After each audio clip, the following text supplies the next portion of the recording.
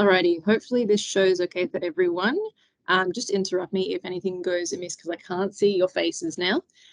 So Joe and I today are going to be talking about how we can better support our community who are trans and gender diverse when it comes to their sexual health or when they come into a clinic. We'll also be talking about our Embrace You resource, which is a website. If you ever just search in Embrace You online, just the words Embrace You, it'll pop up. So it's an online website with tools and resources that you can use to become more, I guess, inclusive in your work. Before we begin, though, I would like to acknowledge the Aboriginal and Torres Strait Islander people as the traditional custodians of the land that we meet on today, and I acknowledge their continuing connection to lands, waters, and community.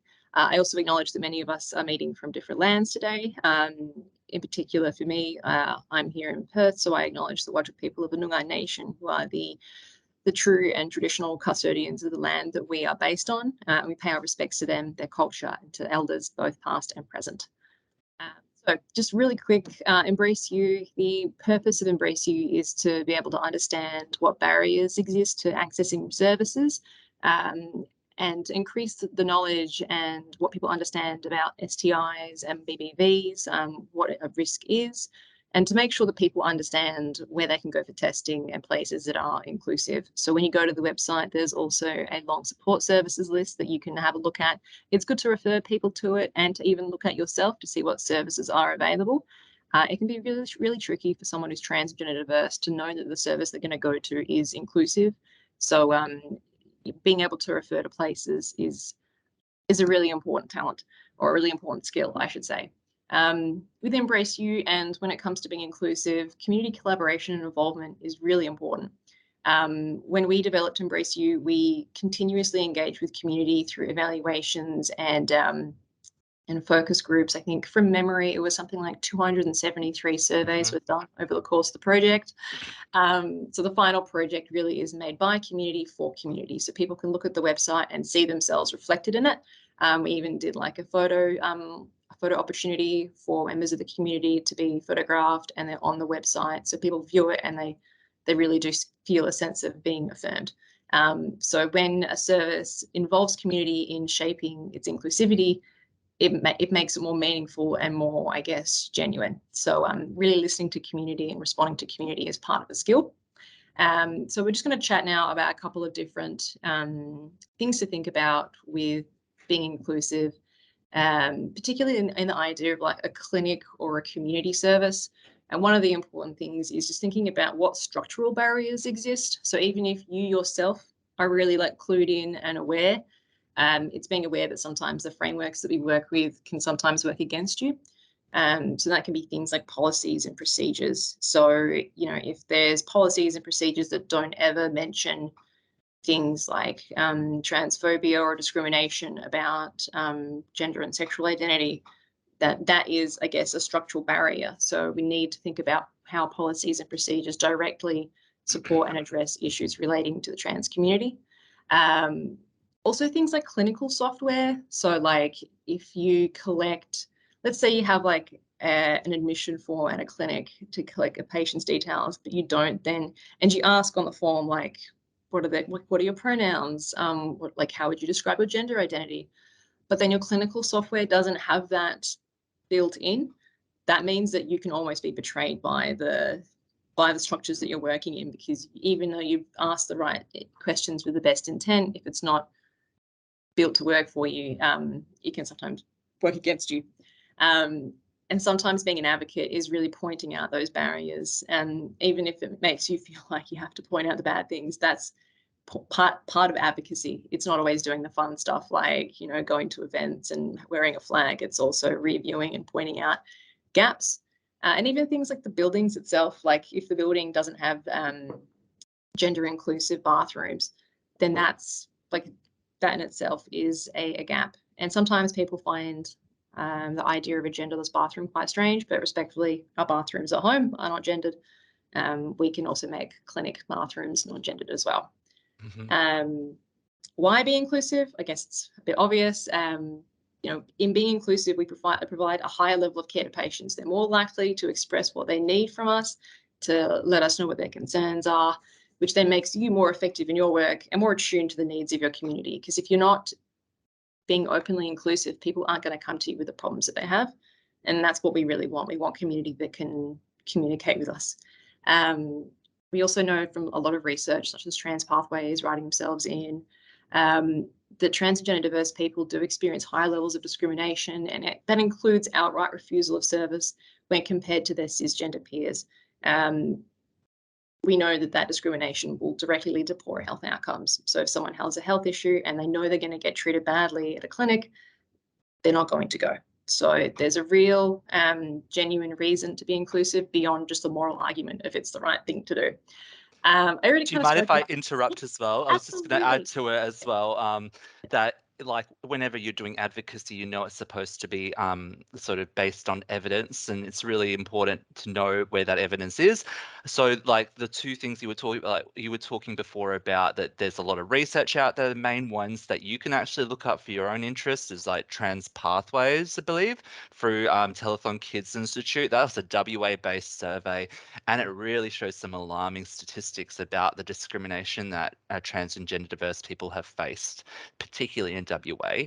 And then another one is, I think it's the Transgender Sexual and Gender Diverse Sexual Health Survey results, and they really talk about barriers to sexual health, accessing sexual health services. So those are two Australian papers that really show these alarming results. And if you ever have to advocate in your service, use those as your evidence.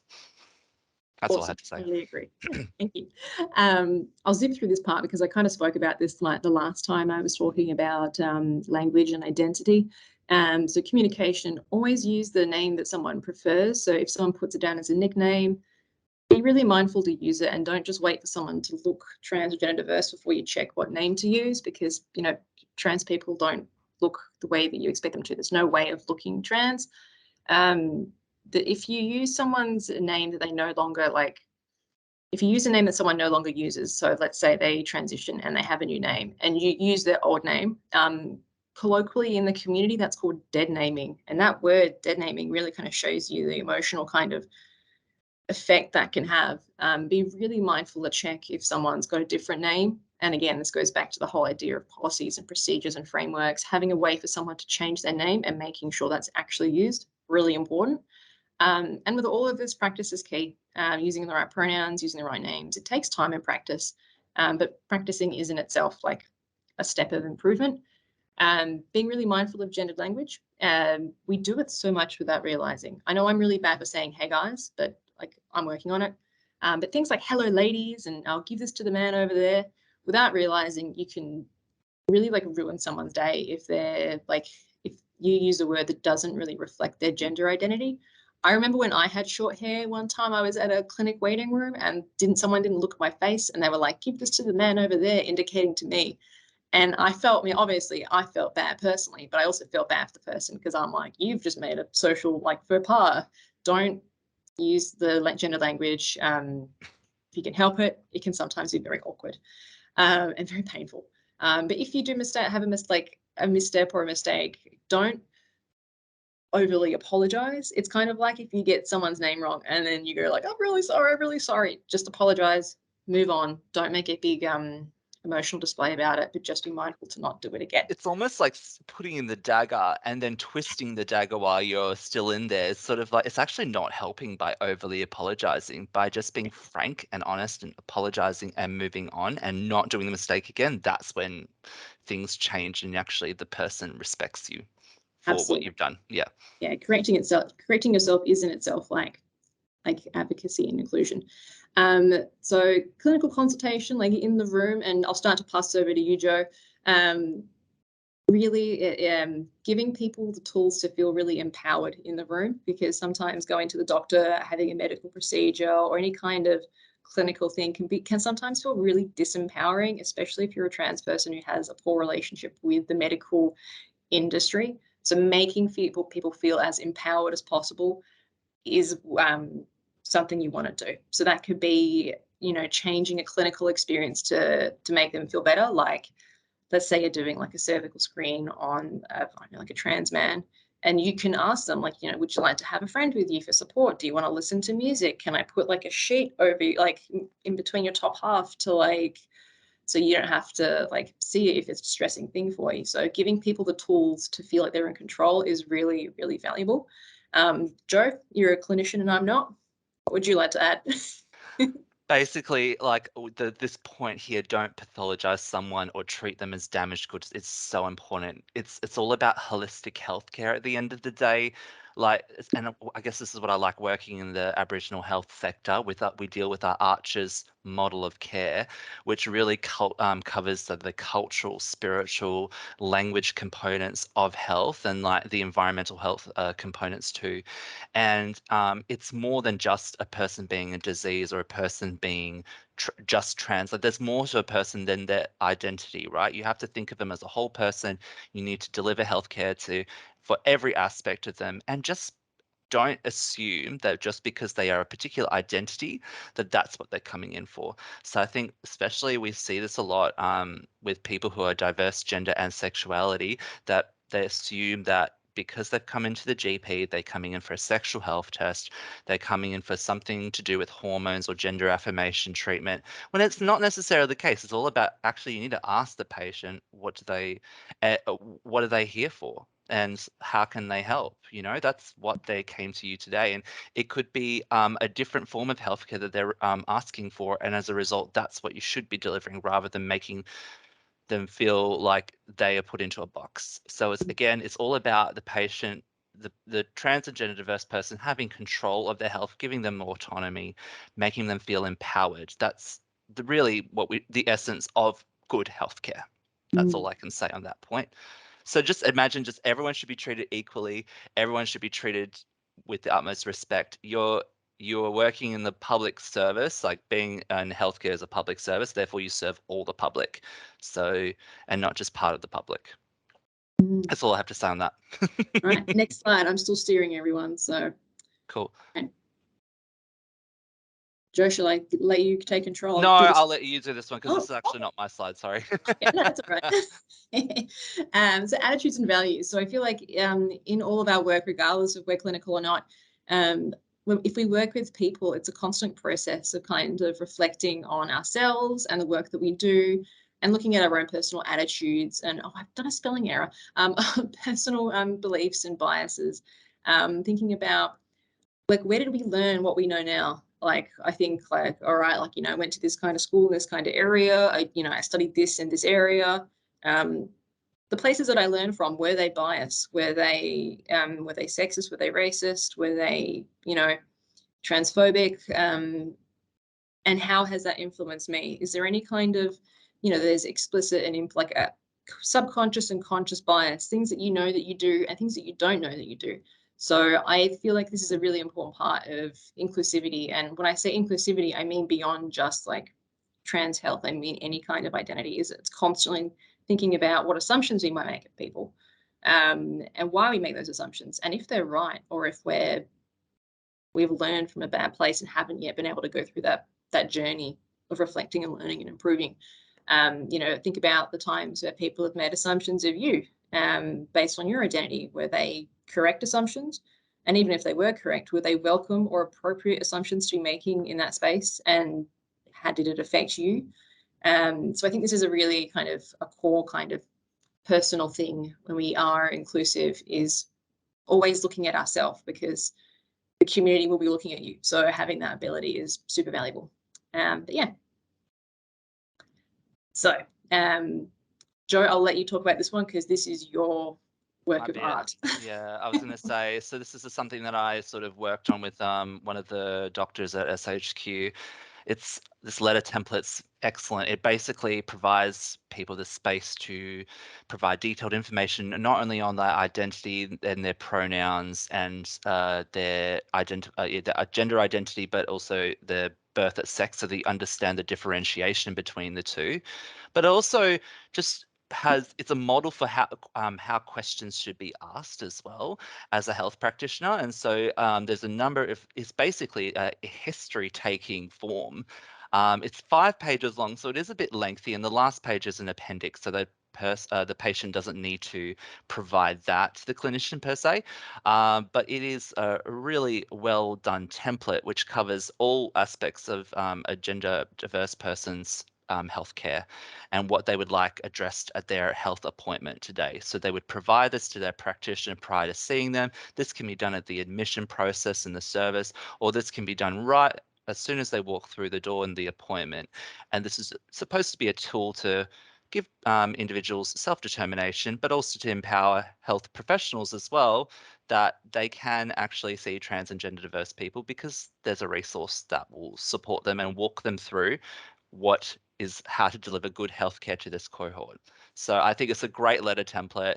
Definitely give it a download, check out the website and have a read through it so in detail, because it's very handy, and we wanted to make it as inclusive as possible. Obviously, there's no gendered language whatsoever in it, so that's why it's just a really good template. We're going to move on to the testing information for health professionals now. So that is the appendix that's on the end of the letter. It was based on, we use feedback from consultations with health professionals and found that practitioners wanted to know what to test for with trans and gender diverse people when they're doing sexual health testing, because there's very little sexual health guidelines out there for the cohort. So there's a guide that also uses non-gendered language, only focusing on sexual activity alone. And you can see there's language such as like, patient with a penis or patient with a vagina or front hole, because there's alternating terms that they can be used, that are used for. And so it helps the practitioner understand that one terminology can mean the other, but that the patient themselves may have a preference for what terminology they like to use. Okay. So this is available online for practitioners to download on their own, rather than something that's actually only embedded into the letter template. So if practitioners want to know more about sexual health testing for trans and gender diverse people, it's a very detailed explanation. Again, non-gendered language, only focusing on sexual activity, which is what all sexual health testing should be like, really, rather than just completely gendered activity, and actually focusing on, I guess, not necessarily on sexual activity, but I guess on a person's just context and identity, which it shouldn't be the case.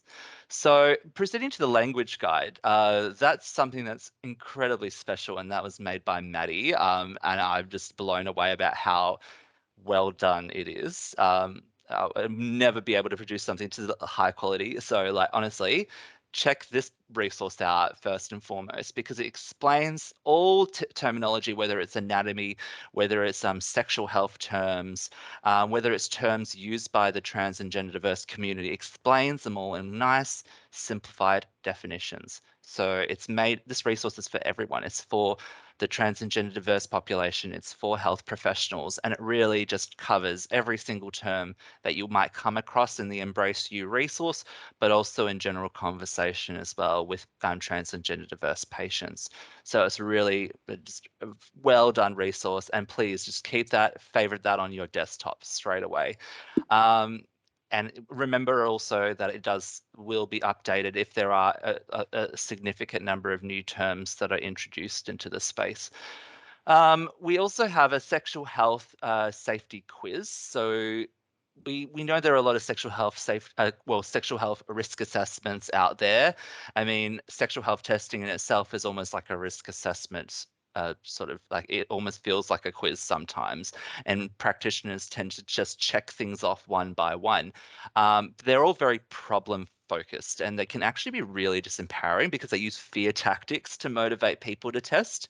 And that was sort of the reason why I wanted to have a sexual safety quiz on this website that was not about fear mongering, but actually about empowering people to test on a regular basis based on the amount of sexual activity they have, plain and simple. It's using non-gendered language yet again.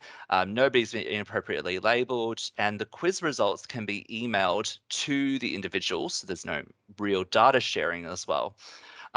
So yeah, this is a really good resource for a patient to understand how often they should test based on how many partners they have, what kind of sexual activity they engage in, and if they engage in other sort of bloodborne virus risk behavior, or just bloodborne virus transmission activities, I'll say, whether it's sharing injecting equipment or they are vaccinated against like HPV or other sort of bloodborne viruses, or if they use a certain barrier methods.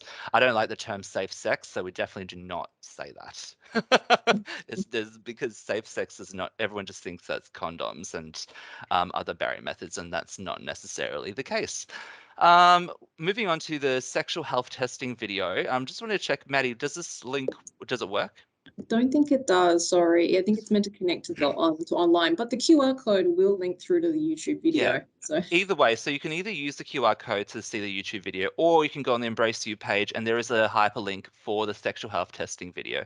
And it really explains both for the trans and gender diverse cohort as well as for health professionals what an ideal sexual health test looks like for the cohort, what kind of inclusive language is used, how should questions be approached, how it's sort of everyone's on the same playing field and it's not an us versus them sort of appointment, but rather we're here together, let's have a chat or let's have a yarn and actually find out what you need to be tested for today based on what you've told me. So really good video. Please check it out when you have the time. Moving on to inclusive practice tips, we do have a webpage that talks about inclusive practice tips as well, and it sets the standards of what services should operate under to be inclusive of trans and gender diverse people. It's and it's not just about being labelled LGBTIQ plus friendly. It's about having your systems in place, and Maddie talked about this before, having policies and processes in place to actually really ensure that no LGBTIQ person is left behind as soon as they walk through the door.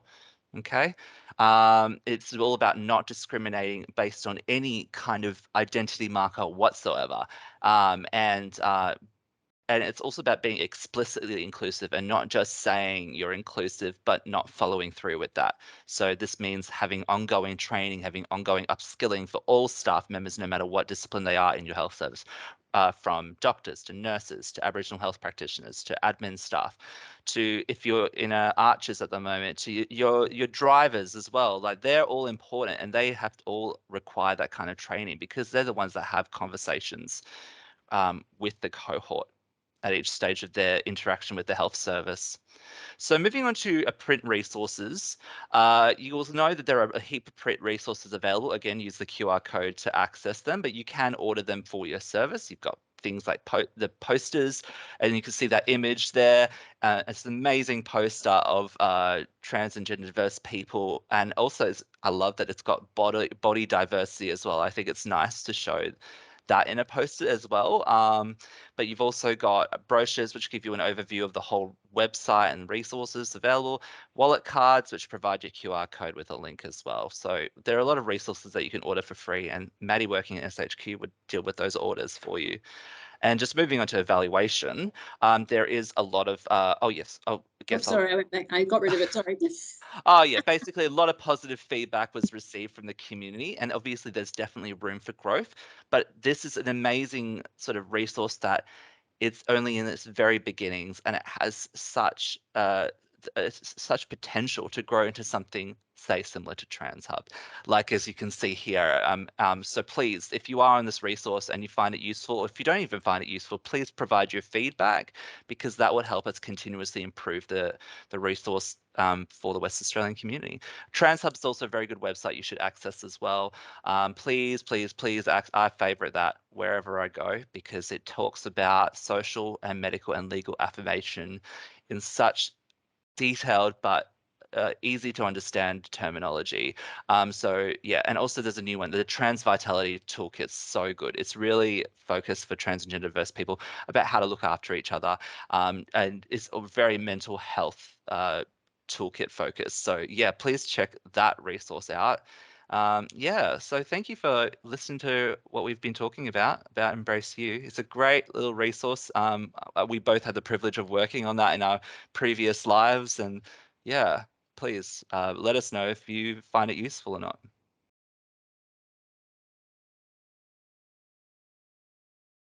And also let us know if you have any questions. I'm muted. Thanks, guys. Sorry, I was on mute. I was just wondering if there were any questions from anybody that's online. Oh, who's HR? Helen. Oh, Helen, thank you. Yeah, so Helen works up at Fitzroy Crossing and she will often join. So you're getting lots of thank yous. That was great from Erica, Jacqueline. Yeah, and so with those links to those survey results, I thought I could send them out. For anybody who I don't have their email, if you could just email me, so I've got your email. I think that might be Daniela. I'm not sure I've got your email, Daniela, but I should have everybody else's.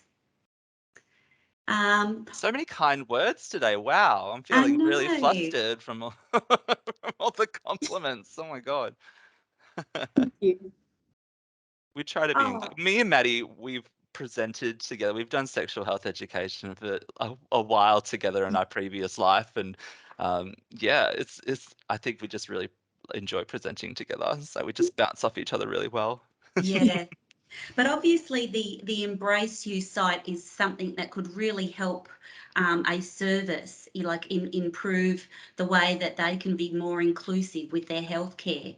So obviously the guidelines are on there about things that you can do to your software, changes that you can make to your environment, and even some of the paperwork that you've got, like that people fill in prior to seeing a doctor.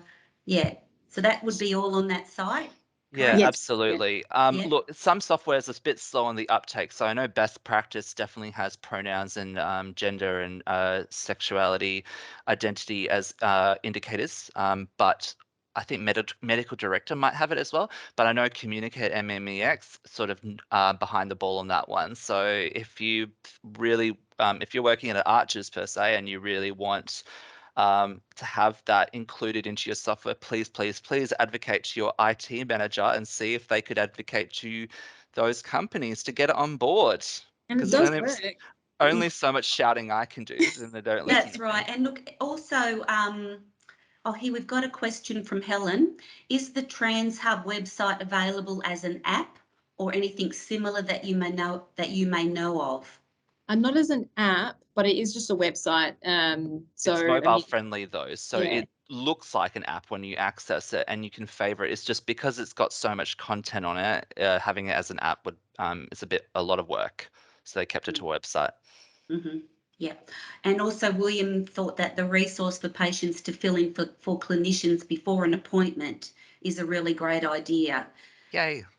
Even if people I sometimes think people worry they have to fill it out, but even I think seeing the questions kind of like mentally prepares both the client and the practitioner for like what questions might be asked or questions they should ask. So even if someone is like, I'm not going to fill out that form, that's fine. Like, but have a read of it and like consider what you might need to think about or know.